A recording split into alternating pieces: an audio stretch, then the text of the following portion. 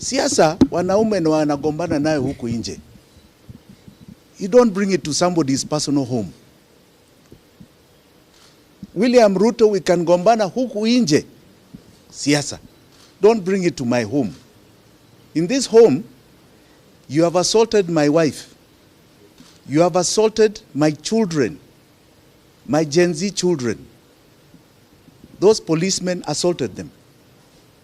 You have vandalized the home. You have stolen items here. You have broken items.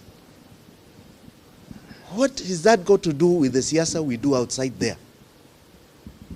This is my home. This is where my children are. But I say my children are alive. There are very many children out there since the protests that began in June that are dead. Their mothers are still grieving. Why are you harming people's children? Just because of expressing their political will and direction and expressing themselves as per Article 37, the right to demonstrate. Jana tuliona maajabu.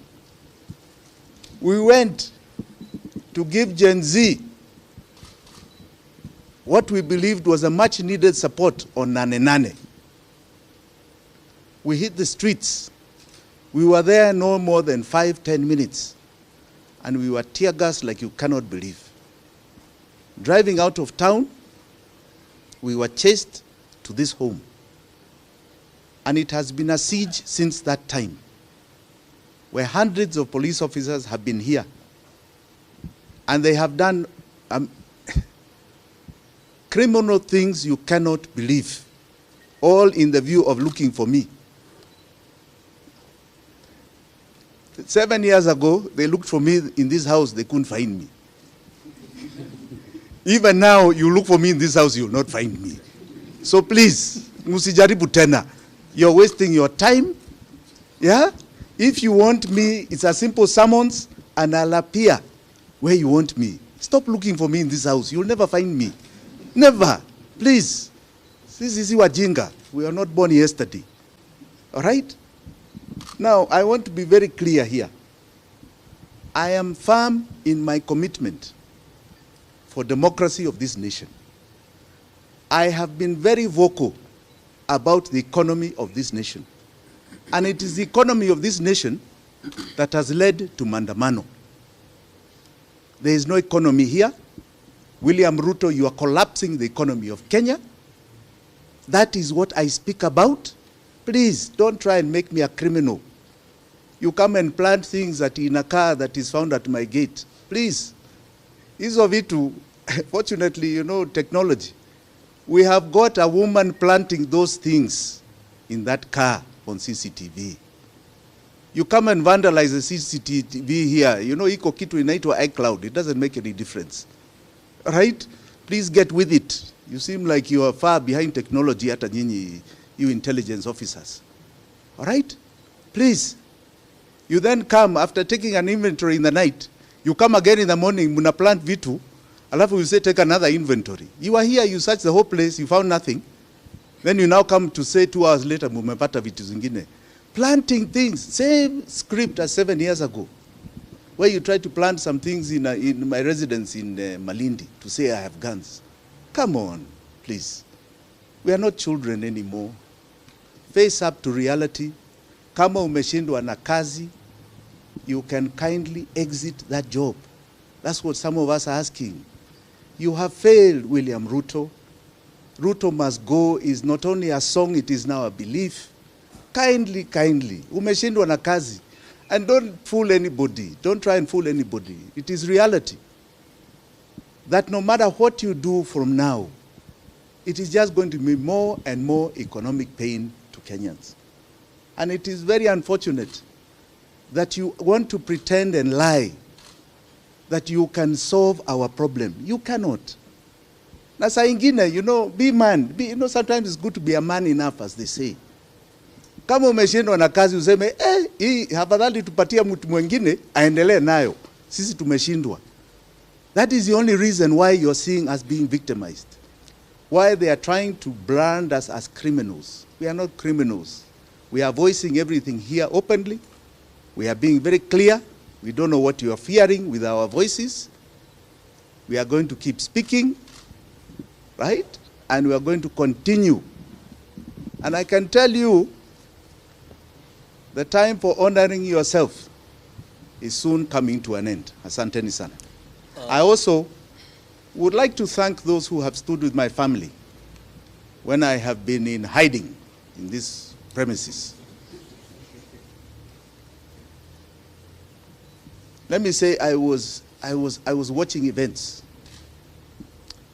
and I want to thank those who have stood with my family. Raila Amolo Odinga, Martha Karua was here for hours. Kalonzo Musyoka made some calls to my lawyers.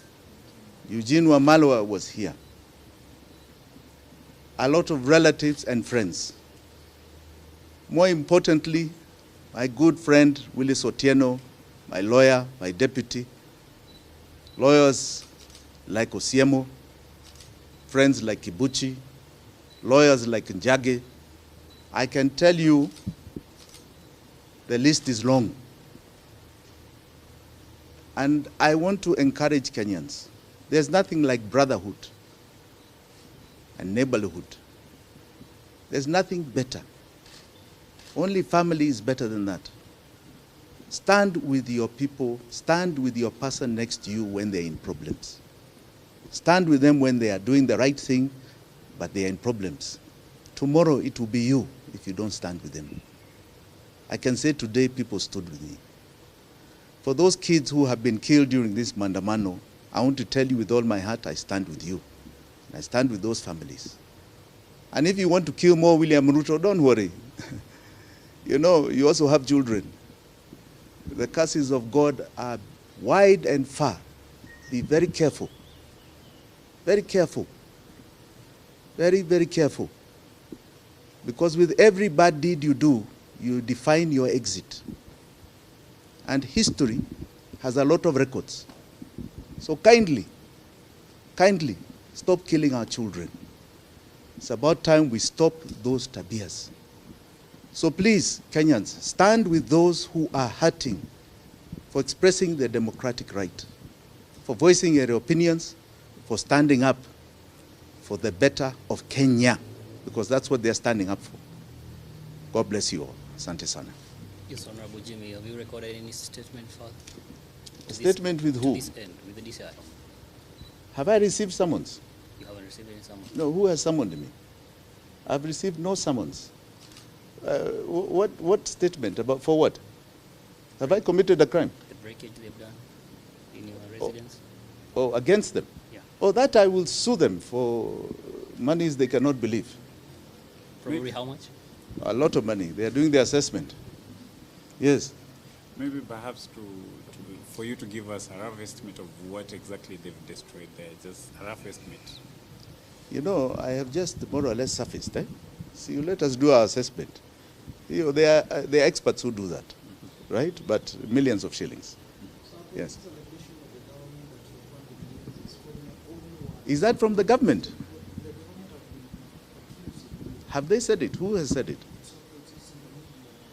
Which government has said that? I sue them directly. But let me also say this. Let me say this. Let me say this. Let me say this. Let me say this. I don't know what funding Gen Z is. Let me be very clear, and I want you to catch me very clearly. June 18th, when the first Mandamano began, there was a request for money to help those who had been jailed. I publicly donated money to help many come out of bond. Some came out on free bonds, others were bonded. I even put it on my Twitter feed, X, that I have done so. Let me also add, but let me tell you, if there was somewhere to fund them, I would fund them. If there was some channel, I can take the little money I have to make sure that they have water and that they have toothpaste so that they can handle this tear gas that is illegally thrown at them. I would do it. Are they doing anything illegal? No. They are exercising their democratic right. All right? So I would like to know which government agency is saying I am funding, and what is this funding? They are looking for scapegoats.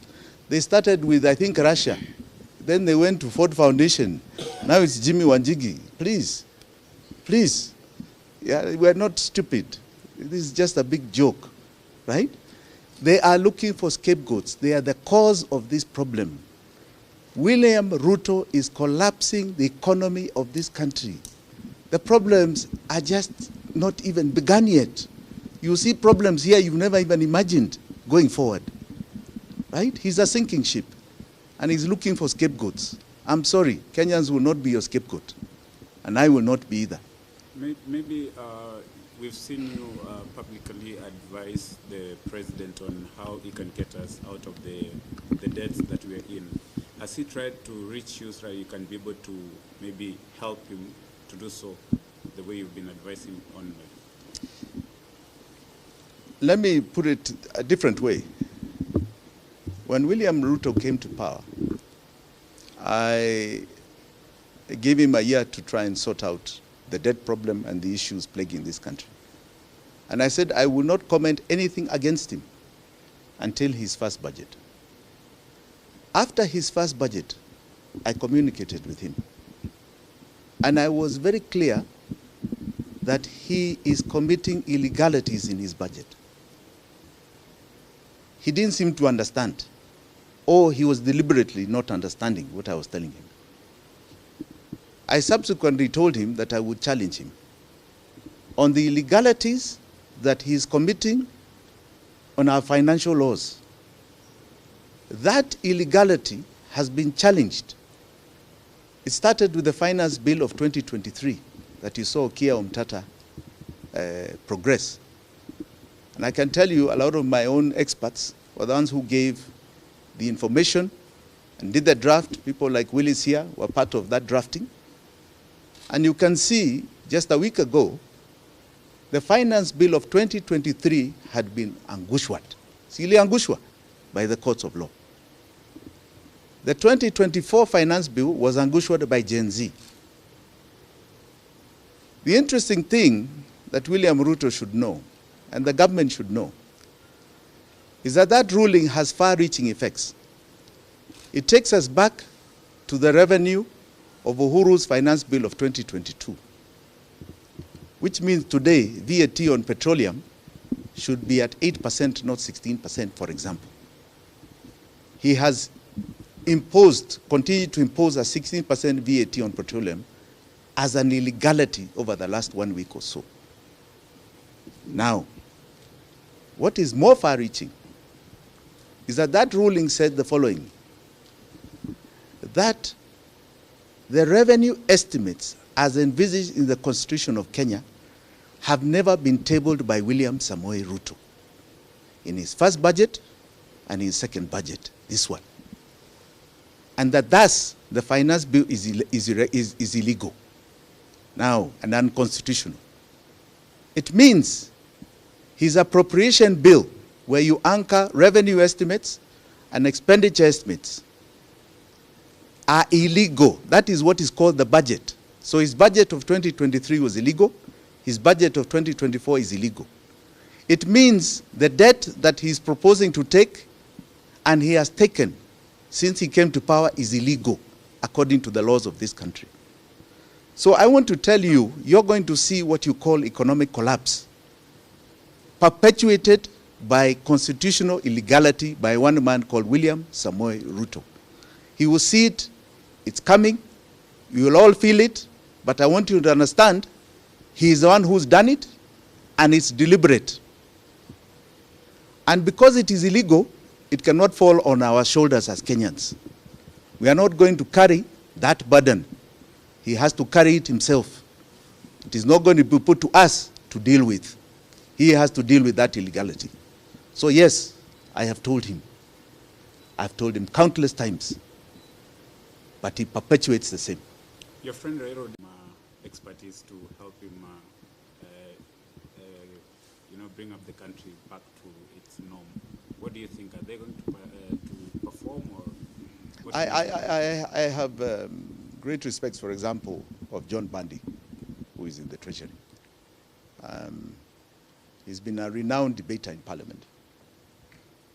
He's a man of detail.